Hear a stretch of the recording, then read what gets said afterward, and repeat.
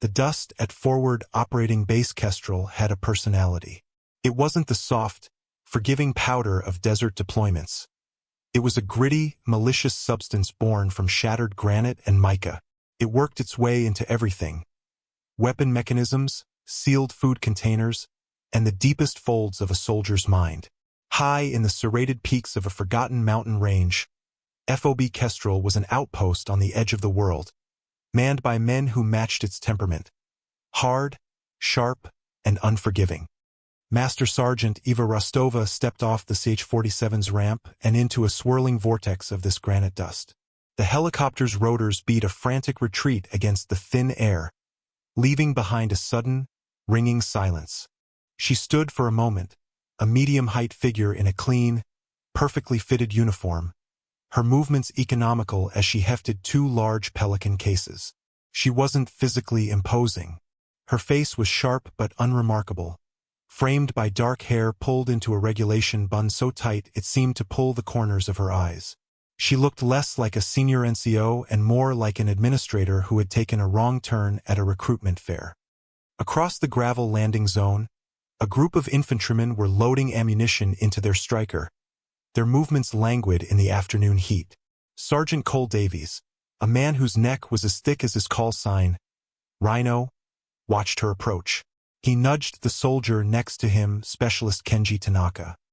"Look what the supply chopper dropped off," Rhino grunted, a smirk spreading across his face. "New logistics, Sergeant. Hope she can handle a paper cut." Tanaka chuckled, his laughter a dry rasp. "Maybe she's here to make sure our MREs are alphabetized." Rusttova walked past them without a glance. Her focus was absolute, her eyes scanning the layout of the FOB, noting the placement of the HESCO barriers, the fields of fire from the guard towers, the flow of traffic between the command tent and the motor pool. Her mind processed it all as data, a logistics problem to be solved. She was here to fix a broken supply chain, and to her, this entire installation was just a series of interconnected nodes.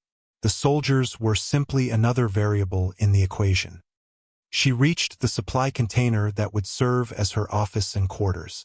She set down the Pelican cases with a soft thud, the sound swallowed by the vast, indifferent landscape. As she keyed in the combination on the heavy padlock, she heard the infantrymen's voices carry on the wind. "Hey, Master Sergeant," Rhino called out, his tone dripping with condescension. "You need a hand with those boxes? Wouldn't want you to break a nail before you've even signed your first requisition form." Rusttova paused, her back still to them. She finished unlocking the container, swung the heavy corrugated steel door open, and then turned. Her expression was utterly neutral, her gray eyes giving away nothing. She looked directly at Rhino, held his gaze for a single, unnerving second, and then turned back to her work, sliding the cases inside. The dismissal was so complete it was more insulting than any retort. Rhino's smirk faltered. He wasn't used to being ignored. He was the platoon's alpha, a brawler who led through intimidation and a certain crude charisma. He exchanged a look with Tanaka, who just shrugged. Later, as Rusttova was deep into her first set of manifests, cross-referencing shipping numbers against received inventory on a ruggedized laptop, Rhino and his squad stomped past. The container door was open to catch the last of the day's light. Rhino stopped, leaning against the doorframe, deliberately blocking her light. "You know, Master Sergeant," he began, his voice low and gravelly, "this place ain't exactly a depot back in the States. Things get real out here. People get hurt. This ain't kindergarten, lady." Rusttova didn't look up from her screen. The rhythmic clack of her keys was the only response. She highlighted a discrepancy in a shipment of 40mm grenades, made a note, and opened a new file. Frustrated, Rhino pushed off the doorframe. "Whatever. Just stay out of the way when the real work starts." He and his men moved on, their laughter echoing back, confident in their world of muscle and gunpowder, a world they believed she had no place in. Inside the container, Rusttova finally looked up. She stared at the manifest on the screen, her focus unbroken. The inventory of the base was dangerously low on blood plasma, morphine, and 120mm mortar rounds. That was the real work. The noise outside was just a distraction, a variable to be managed, and if necessary, ignored. The dust settled on the metal floor around her, a silent witness to the quiet competence they had so casually misjudged. She had a job to do. That was all that mattered.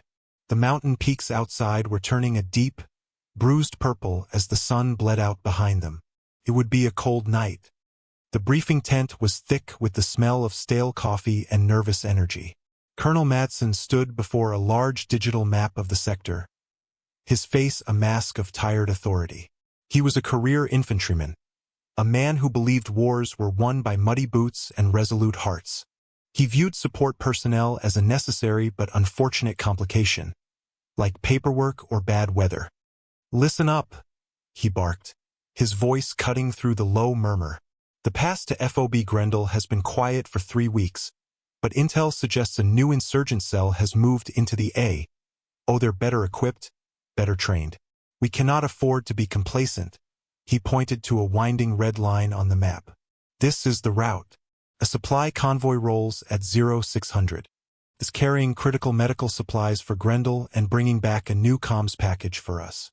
This is a priority run. No mistakes." He scanned the faces of the escort platoon, Rhino's squad front and center. His eyes then landed on Master Sergeant Rusttova, who stood at the back of the tent, her posture relaxed but attentive. "Due to a personnel shortage with the logistics team at Grendel," Madsen continued, his tone shifting to one of weary annoyance, "Master Sergeant Rusttova will be accompanying the convoy. She needs to personally sign for the communications gear."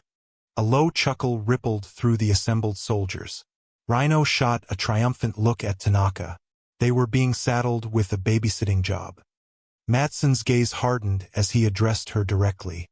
"Master Sergeant, you will ride in the command vehicle with Lieutenant Ferris. Your only job is to stay out of the way and let my men do their jobs. You do not touch the comms. You do not touch a weapon.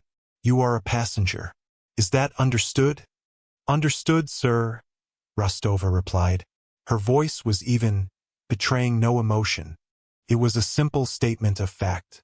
She had received an order and acknowledged it. To the colonel, her placid acceptance was confirmation of her non-combatant status. To Rusttova, it was just another item on a checklist. As the briefing broke up, the soldiers gathered around the ready room tables, checking their gear. The mockery, which had been subtle, now became open. "Great," Tanaka said, slamming a magazine into his M4. "We got a den mother coming along. Wonder if she packed us all juice boxes. Just point her to the emergency brake and tell her not to touch anything else," Rhino added, loud enough for anyone in the vicinity to hear. "Last thing we need is some RMF having a panic attack when a tire blows." Rusttova moved through the room, seemingly oblivious. She went to the arms cage and drew her assigned M17 sidearm and a single-point sling M4 carbine. The armorer, a grizzled old staff sergeant, watched her, while the other soldiers performed their function checks with a practiced but casual familiarity. Rustova's movements were different. They were a study in fluid, ingrained precision. She disassembled the pistol with swift, economical motions, checked the slide, the barrel, the spring. She reassembled it without looking, her fingers moving with a life of their own. She chambered a round, holstered the weapon, and then did the same for the carbine. The entire process took less than 90 seconds. The armorer raised an eyebrow, a flicker of professional curiosity, but said nothing. She then went to her personal locker. Alongside her standard-issue gear, helmet, plate carrier IFAK, was a small, nondescript go-bag made of gray canvas. It looked out of place. While the infantrymen loaded their packs with extra ammo, chewing tobacco, and photos of loved ones, she checked the contents of her bag.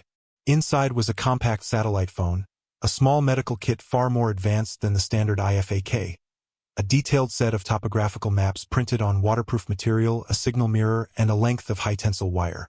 It was not the bag of a logistics specialist. It was the bag of someone who expected to be stranded, alone, deep in enemy territory. She slung the rifle over her shoulder and adjusted her plate carrier. It sat on her frame naturally, as if it were a part of her. She walked towards the waiting strikers, her boots making no sound on the concrete floor. Rhino stepped into her path, a challenge in his eyes. "You sure you're ready for this, Master Sergeant? It's a long, bumpy ride." Rusttova met his gaze. For the first time, a flicker of something showed in her eyes. Not anger, not fear, but a profound weariness, as if she'd had this exact conversation 100 times before. "I'll manage, Sergeant," she said, her voice quiet. She stepped around him and proceeded to the command vehicle, leaving him standing in the echoing ready room, a strange sense of unease beginning to prickle at the edges of his arrogance. He shook it off. She was a clerk, a paper pusher, and he was a warrior. The distinction was, in his mind, as clear and sharp as the mountain peaks that surrounded them. The convoy of 4 strikers rolled out of FOB Kestrel under a sky the color of bleached bone. The vehicles carved a path through the desolate landscape, their 8 wheels churning up plumes of the ubiquitous granite dust. Inside the command vehicle, the air was stale with the smell of diesel and nervous sweat. Lieutenant Ferris, a young officer barely a year out of West Point, was trying to project an aura of calm confidence, but his knuckles were white where he gripped the vehicle's overhead strap. Sergeant Rhino Davies sat opposite him, his massive frame crammed into the tight space.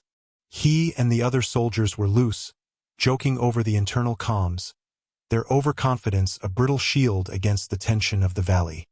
Master Sergeant Rusttova sat in the rear corner seat, a spot designated for passengers and low-priority personnel. She was still, her M4 resting across her lap. But she wasn't passive.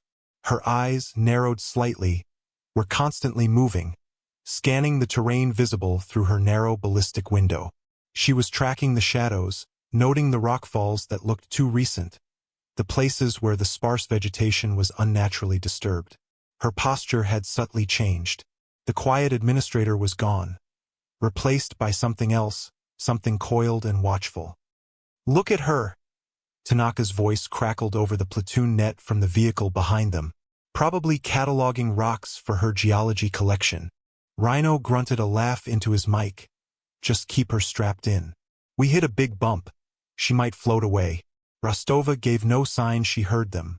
Her attention was fixed on a distant ridge.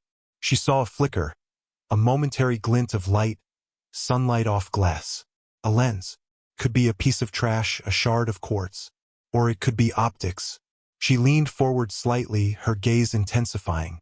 Then she saw something else on the opposite canyon wall. A faint heat shimmer rising from behind a cluster of boulders where there should be none. A recently fired weapon? An engine. "Lieutenant," she said, her voice low and calm, not using the comms. "I recommend we halt the convoy." Ferris glanced back at her, annoyed by the interruption. "On what grounds, Master Sergeant?" "I have a bad feeling," she said simply. Rhino scoffed openly. "A bad feeling? We're not running this convoy on your woman's intuition. We stick to the plan." Ferris, eager to assert his authority and not be seen taking advice from a logistics NCO over his own platoon sergeant, waved a dismissive hand. "Driver, maintain speed." Rusttova settled back into her seat, but her hand moved from her lap to the charging handle of her rifle. Her thumb rested beside the safety selector. They drove another 300 meters, deeper into the narrowest part of the canyon. The high rock walls pressed in on either side, creating a natural funnel. Perfect kill zone. The world dissolved into fire and noise. A massive IED detonated directly under the lead striker. The 20-ton vehicle was lifted from the ground, engulfed in a ball of orange flame and black smoke before it slammed back down. Its front axle sheared off, its hull twisted into a mangled wreck. It completely blocked the narrow pass. Simultaneously, the trailing vehicle was hit by 2 RPGs in quick succession. One struck the engine block, the other the rear troop ramp, turning the exit into a jagged maw of searing metal. The convoy was boxed in, a steel coffin in a canyon of death. Before the echoes of the explosions had even faded, the high ground erupted. Heavy machine gun fire tore down from expertly concealed positions on both sides of the ridge. The rhythmic thump-thump-thump of a DSHK mingled with the faster chatter of PKMs. The rounds rained down on the two middle vehicles, pinging off the armor like demonic hail, searching for any weakness. Inside the command striker, chaos reigned. The initial blast had thrown everyone against the bulkheads. Lieutenant Ferris had been struck in the head by a piece of shrapnel that punched through a vision port. He was slumped in his seat, his command and his life extinguished in the same instant. A spray of machine gun fire stitched across the side of the vehicle, and Rhino screamed, a raw, animal sound. A 762mm round had found the 1-in-a-million gap at the edge of his side armor plate and shattered his femur. The surviving soldiers, dazed and terrified, began returning fire blindly, spraying rounds at the canyon walls with no clear targets. Their training, their discipline, evaporated in the face of the perfectly executed ambush. The comms were a cacophony of panicked shouts and static. The professional insurgent cell was jamming their frequencies. They were alone, trapped, and being systematically dismantled. Through it all, Master Sergeant Rusttova was an island of absolute calm. The noise, the screaming, the percussive impact of bullets against the hull. It all seemed to slow down, to stretch out, each moment a distinct frame in her mind. Her training, buried under years of manifests and supply requisitions, surged to the surface. This was not a new environment for her. It was just an old, ugly, familiar one. Her first move was not towards a weapon, but towards the wounded. She lunged across the cramped compartment, grabbing Rhino by his plate carrier. The big man was howling, trying to put pressure on his ruined leg. My leg! Oh God, my leg! Be quiet, Sergeant. Rustova's voice was a blade, cutting through his pain-fueled hysteria. She dragged his 240-pound frame behind the relative safety of the striker's engine block. With practiced, almost brutal efficiency, she unstrapped the tourniquet from his IFAK. Ignoring his curses, she cinched it high and tight on his thigh, twisting the windlass until the bleeding slowed to a dark ooze. Her movements were devoid of sympathy. They were about survival. Next, she grabbed the platoon radio handset from the dead lieutenant's vest. The channel was a mess of static and screams. She switched to a secondary, pre-designated channel. It was also jammed. She keyed the mic twice. A short, sharp burst. She listened. Nothing. They were cut off.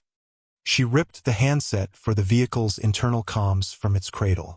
All call signs in this vehicle, listen up. This is Rusttova. Her voice was not loud, but it had a quality of command that sliced through the panic. The two young privates in the back, who had been firing wildly out of the ports, froze. Cease fire. You're wasting ammunition and giving away your exact positions. Sound off now. Spears, I'm good, one choked out. Chun, I think I'm okay, stammered the other. Good, Rusttova said. Spears, get on the 50. Chin, you're on security.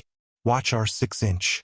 She crawled to the commander's station, pushing the lieutenant's body aside with a grim lack of ceremony. The thermal sights were still active. She peered through the eyepiece, the world turning into a ghostly palette of black and white. The heat signatures of the enemy gun positions bloomed like malevolent flowers on the cliffs above. They weren't random fighters. They were in prepared positions, mutually supporting, a classic L-shaped ambush. She saw 3 machine gun nests, an RPG team moving to a new firing point, and, most importantly, a single figure on a small promontory speaking into a radio. The enemy commander. Spears, she said, her voice calm in the private's ear. You see the nest at grid 245, high left. I see it. Traverse left, 2 mils. Elevation +5. See the large, white-hot boulder. Aim for the base of it. Short bursts, 5 rounds. Go! The heavy 50 caliber machine gun on the striker's roof roared to life, the sound of physical blow inside the vehicle. The stream of tracers reached out across the canyon. The first burst was low, chewing up the rock face. Up 2 clicks, Rusttova commanded. Fire for effect. Spears adjusted and fired again. This time, the 50 caliber rounds hammered into the nest. The enemy machine gun went silent. 1 threat down. Outside, Specialist Tanaka and the survivors from the second vehicle were pinned down, taking heavy casualties. They were disorganized, leaderless. Rusttova switched to the external speaker system, her voice booming across the canyon floor, a disembodied sound of authority. Tanaka, this is Master Sergeant Rusttova. Get your team behind the lead vehicle's chassis, bounding over watch. Lay down a base of fire, and I will cover your move. Tanaka, his face streaked with grime and terror, hesitated. Take orders from the logistics sergeant? From the woman they'd been mocking hours earlier? But the authority in her voice was undeniable. It was the sound of someone who had been here before. Do it now, Specialist. He galvanized into action. You heard her. Let's move. As Tanaka's team provided suppressing fire, Rusttova directed spears with the 50 calories, forcing the other enemy nests to keep their heads down. Under this umbrella of disciplined fire, Tanaka and 3 other soldiers scrambled from their exposed position to the better cover of the destroyed lead striker. But Rusttova knew suppressing them wasn't enough. They were still trapped. The enemy had a mortar. She'd seen the team setting it up on the thermal site, behind a ridge, preparing to drop rounds directly onto their vehicles. And the enemy commander was still directing the attack, adapting. She had to break the ambush's brain. The commander was partially concealed behind a rock outcropping, over 400 meters away. It was too far and too precise a shot for the 50 calories in the hands of a terrified private. It was a shot for a sniper, and they didn't have one. Her eyes scanned the interior of the striker. Her gaze fell upon 2 M136 at 4 launchers, secured to the wall. Disposable, single-shot anti-tank weapons. Unguided. Designed for hitting large vehicles at much closer ranges, not for a precision strike against a human target a quarter of a mile away. It was an impossible shot.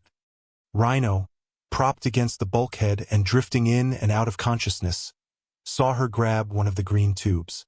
What are you doing?" he slurred, his words thick with pain and morphine from the auto-injector she'd given him. "You don't know how to use that. You'll kill us all." She ignored him. She checked the firing mechanism, extended the sights, and braced herself against the vehicle's frame. The space was tight. The backblast from the weapon would be immense, a jet of superheated gas that would turn the inside of the striker into an oven. "Spears, Chen. Brace yourselves. Hot blast coming," she yelled.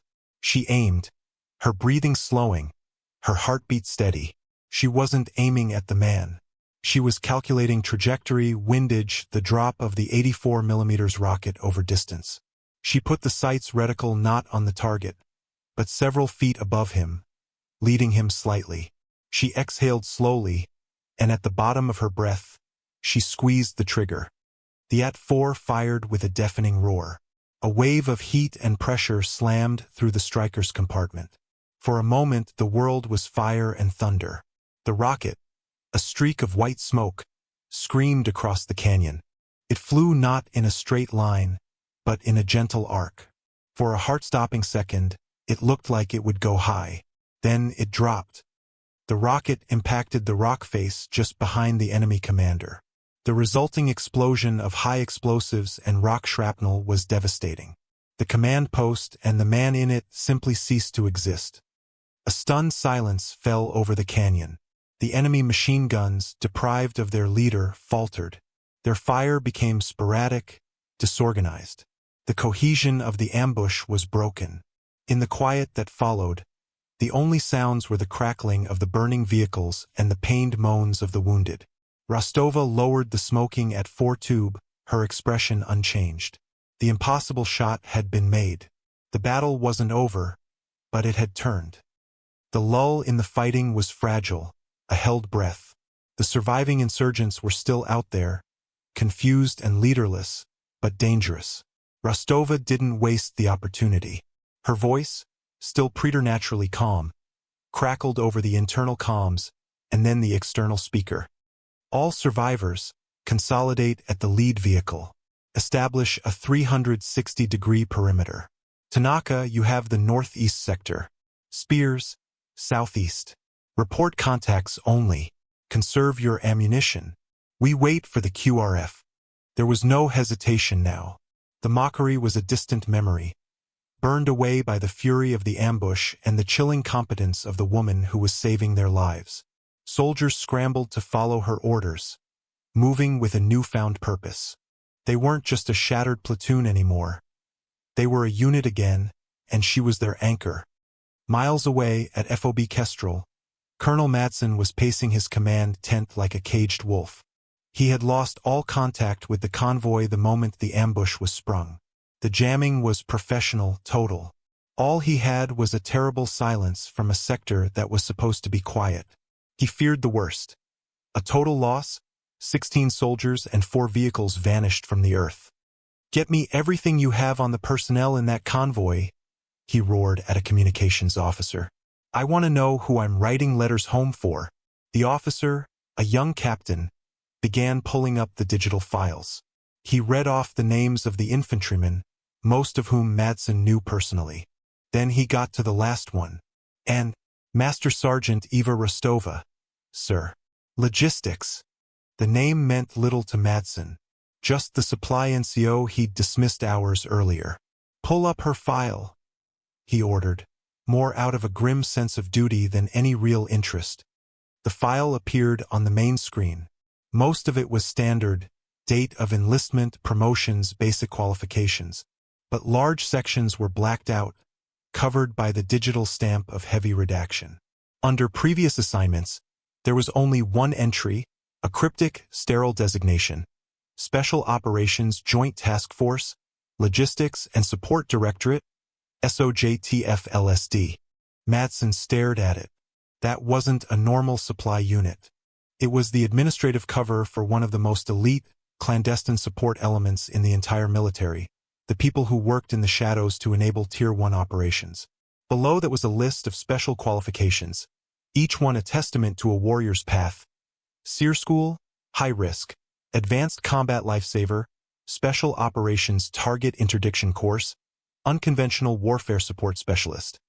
The colonel felt a cold knot form in his stomach. The woman he had ordered to stay out of the way had more advanced combat training than half his battalion command staff.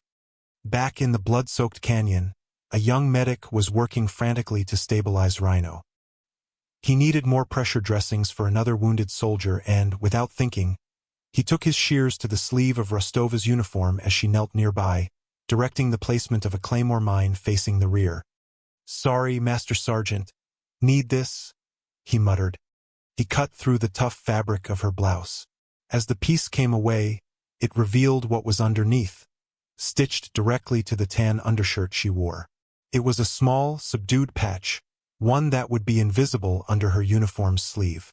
It depicted a simple black spade, and piercing it was a small, almost imperceptible silver stiletto dagger. Tanaka, his face pale with shock, was nearby. He saw the patch. He didn't recognize the specific unit insignia, few did, but he knew instinctively that it was something far outside the normal army ecosystem. It radiated a quiet lethality. His mouth went dry. "Master Sergeant," he began, his voice barely a whisper. "What is that?" Before she could answer, a burst of static erupted from the striker's long-range satellite radio. The jamming had finally lifted. A frantic voice, distorted by distance, filled the air. "Mayday, Mayday, this is Kestrel Actual to any station, how copy?" "Over." Rusttova moved to the vehicle, took the handset, and keyed the mic. Her voice was clear, professional, and utterly devoid of the stress of the last hour. "Kestrel Actual, be advised. I copy you faint but clear," she transmitted. Then she paused for a fraction of a second. "Kestrel Actual, this is Nightingale. Convoy 7 Charlie has been ambushed at grid 4-8-9 215. Lead and trail vehicles disabled. We have multiple casualties, Kia and WIA. Hostile element has been neutralized, but we are not secure. Requesting immediate QRF and medevac. How copy? Over." In the command tent at FOB Kestrel, the transmission came through with chilling clarity. The entire staff froze. Colonel Madsen stood ramrod straight, his eyes wide. He knew that call sign. Nightingale, it was a legend, a ghost story whispered among operators and intel analysts. A support operative who had a near-mythical reputation for pulling down pilots and compromised recon teams out of impossible situations in the war's darkest corners. They said Nightingale had gone dark years ago, retired or disappeared. He looked from the radio speaker to the personnel file still glowing on the screen. Eva Rusttova. Nightingale. The pieces slammed together in his mind with the force of a physical blow. He had taken a living legend, a warrior of the highest caliber, and told her not to touch anything. The sheer, staggering weight of his misjudgment settled upon him, heavy and suffocating. The arrival of the Quick Reaction Force was a whirlwind of rotor wash and disciplined urgency. 2 Black Hawk helicopters landed in clouds of dust, disgorging medics and security teams, while 2 Apache gunships circled protectively overhead, their sensors scanning the ridges for any remaining threat. What they found on the ground was not the scene of chaotic carnage they had expected. Instead, they found something that looked like the aftermath of a training exercise run by a seasoned instructor. The surviving convoy members were positioned in a tight, professional defensive perimeter. Their sectors of fire were perfectly overlapping. They weren't huddled in fear. They were alert, scanning, conserving ammunition. Wounded soldiers had been triaged and moved to a casualty collection point, their injuries treated with expert care. Master Sergeant Rusttova stood near the collection point, speaking quietly to the flight medic, handing him a laminated card on which she had written down the vital signs and treatments administered to each wounded soldier. Her uniform was torn and stained with blood and hydraulic fluid, her face smudged with cordite, but she was once again the picture of administrative efficiency. The lethal warrior had receded, replaced by the logistics NCO.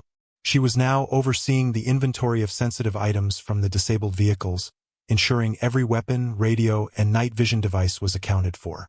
She didn't speak of the ambush, of the impossible shot with the AT-4, or of the commands that had saved them. It was as if it had happened to someone else.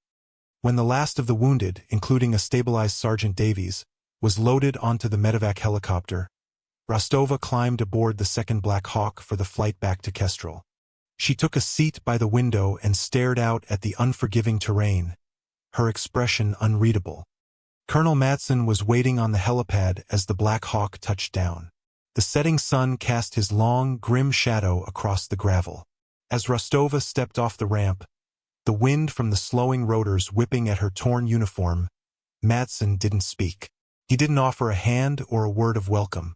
He simply came to the position of attention and rendered a slow, formal salute. It was not the casual, perfunctory gesture an officer gives a senior NCO. It was a salute of profound, unequivocal respect, an acknowledgement from one warrior to another that transcended rank. It was an apology, a thank you, and an admission of his own blindness, all conveyed in one silent, powerful gesture. Specialist Tanaka and the other survivors of the ambush stood a short distance away, watching. They had been flown back on the first helicopter. When they saw the colonel's salute, they understood. Their own exhaustion and awe crystallized into a shared moment of reverence. As Rusttova walked past them, her face still a neutral mask, they snapped to attention as one. Their movements were sharp, their gazes locked forward. One of them, a young private whose life she had personally saved by pulling him from the line of fire, couldn't remain silent. As she passed, he whispered, his voice thick with emotion, "Thank you, Master Sergeant." Rusttova gave no outward sign that she had heard him. She just kept walking toward the supply container that was her domain. Later, in the brightly lit, sterile environment of the field hospital, Rhino lay on a cot, his leg encased in a complex web of metal and sterile dressing. The surgeons had told him he would keep the leg, but his days as a frontline infantryman were over.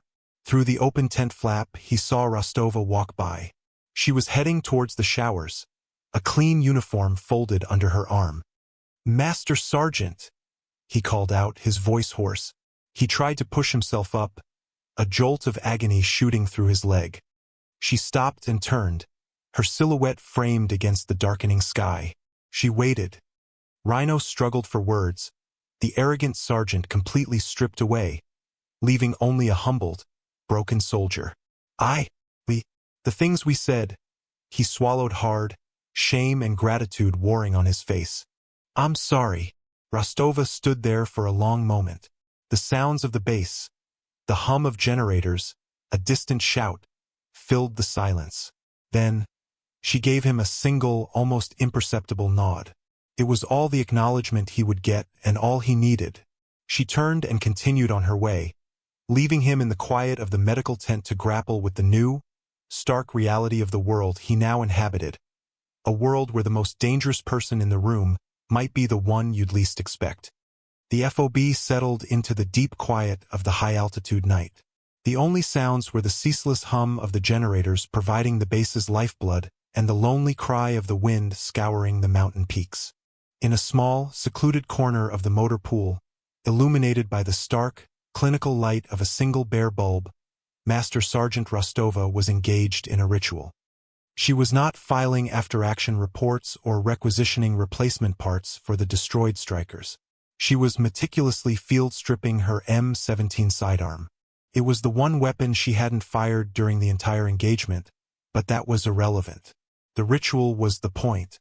Her hands moved with a surgeon's precision, disassembling the weapon into its base components on a clean rag. The slide, the barrel, the recoil spring, the frame, each piece was wiped down with a solvent-soaked patch, cleaned of the day's pervasive dust, and then lightly oiled. Her focus was total, her breathing slow and even. It was a form of meditation, a way to impose order on the chaos of the day, to reset herself. Footsteps crunched on the gravel behind her. She didn't look up, but her hands paused for a fraction of a second before resuming their work. She already knew who it was. Colonel Madsen stepped into the circle of light. He held 2 tin mugs, steam rising from them in the cold night air. He didn't speak for a long time, simply stood there, watching her hands as they moved with their practiced, hypnotic grace. He observed the way she handled the machinery of death with the same detached care she applied to a shipping manifest. Finally, he stepped forward and placed one of the mugs on the workbench beside her. "Coffee," he said, his voice quiet. She glanced at the mug but didn't pick it up. She slid the freshly oiled barrel back into the slide, the metal gliding together with a whisper of sound. "The after-action reports are a mess," Madsen said, staring into his own mug. "The official story is that Lieutenant Ferris performed heroically before he was killed, and his platoon, inspired by his example, repelled a superior force." He took a sip of coffee. "But the unofficial statements from the survivors, they don't add up. They all tell a different story. A crazy story. They all say a logistics NCO saved their lives." Rusttova snapped the slide back onto the frame, the action producing a solid, satisfying click. She inserted the recoil spring and guide rod. "They were good soldiers, sir," she said, her voice low and even, not looking at him. "They were caught in a well-planned, overwhelming ambush. Their command structure was eliminated in the first 30 seconds. They were pinned down. They just needed direction. They needed a miracle," Madsen countered softly. "And apparently, they got one," he sighed. A weary sound that seemed to carry the weight of his entire career. "Nightingale. I read the file. What I could of it, anyway. I should have read it sooner. He stopped, searching for a word that felt adequate and finding none. "I was wrong." Rusttova finished her work. She seated a magazine, the plastic and metal meeting with a sharp clap. She racked the slide, chambering around, and performed a final press check. The weapon was whole again. Ready. Only then did she finally turn and look at him, her gray eyes clear and steady in the harsh light. They held no accusation, no triumph, only a deep, abiding tiredness. "My name is Master Sergeant Rusttova, Colonel," she said, her tone leaving no room for argument. "I'm the head of supply for this FOB. The manifest for the next emergency shipment of medical supplies and ammunition is on your desk. It needs your signature before 0800 if we want it on the morning flight." She had, in that single statement, defined the terms of their new reality. The past was a closed book. The legend was irrelevant. She was here to do a job. Madsen stared at her for a long moment, a dozen questions dying on his lips. He saw the truth in her eyes. She wasn't asking him to forget. She was telling him that it didn't matter. The mission was all that mattered. He gave a slow, understanding nod. He finally understood the nature of the woman standing before him. Her battlefield wasn't just a canyon of rock and death. It was the entire, sprawling machine of the war, and she was one of its most vital, silent gears. "I'll sign it first thing," he said. Rusttova picked up the mug of coffee he had brought her. She took a small sip, the warmth a welcome sensation in the cold. Madsen drained his own mug, set it down on the workbench, and turned to leave. He paused at the edge of the light. "Rusttova," he said, his back to her. "Welcome to FOB Kestrel." He walked away into the darkness, leaving her alone once more under the single bare bulb. She holstered her pistol, the weapon settling into place with a familiar weight against her hip. She stood there for a while longer, drinking her coffee, the quiet hum of the bass a comforting sound.